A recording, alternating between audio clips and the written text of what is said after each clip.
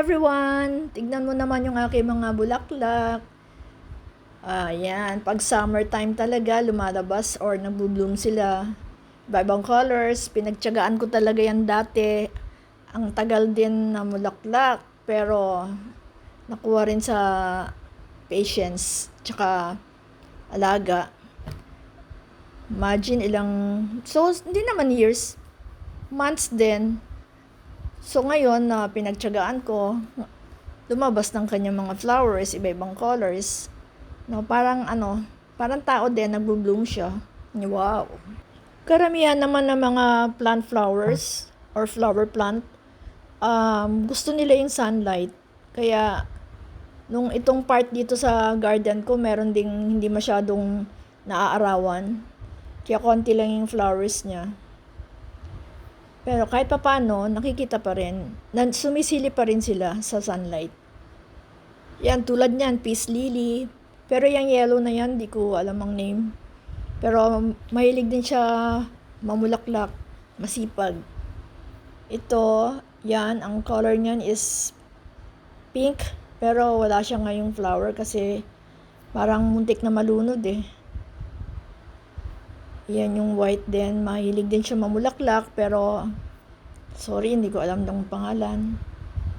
Nakuha ko yun sa Tagaytay eh. Hiningi. Kaya malaki na siya ngayon.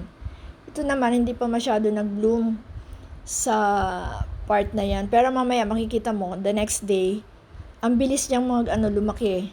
Kaya kinapture ko kagad siya. So, ang ganda kasi ang petals niya hindi lang single eh.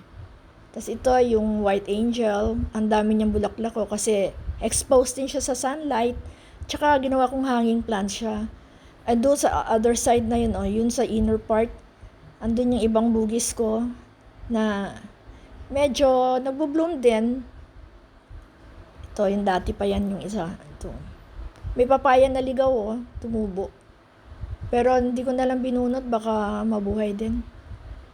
Ayun, tapos ayan, itong mga bougainvilleas na yan, hindi nga masyadong mataba. Pero, marami din siyang flowers.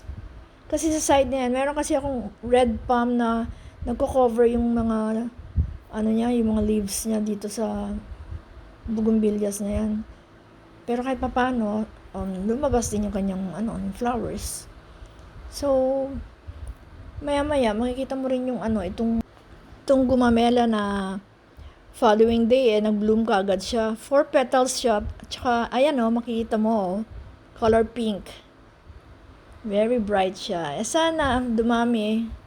Pero pa isa-isa lang siya. Mabilis din siyang malanta.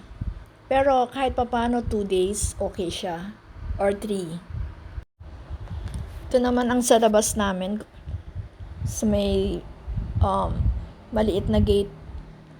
Simple lang din siya. Yellow. Meron ding pink yan. Yung pink, yan may combination siya Yellow and pink. Yun. Nice diba? Kahit konti lang. Dito sa part na to, meron din namang marami dun sa other part na yun. Sa taas, sa upper deck. Upper deck balkonahe lang yon. Ito naman yung sa labas nga lang. Ganyan lang ka-cute. Simple flowers, simple joy, nagbibigay ng saya, especially when you wake up in the morning, itong makikita mo. That's it.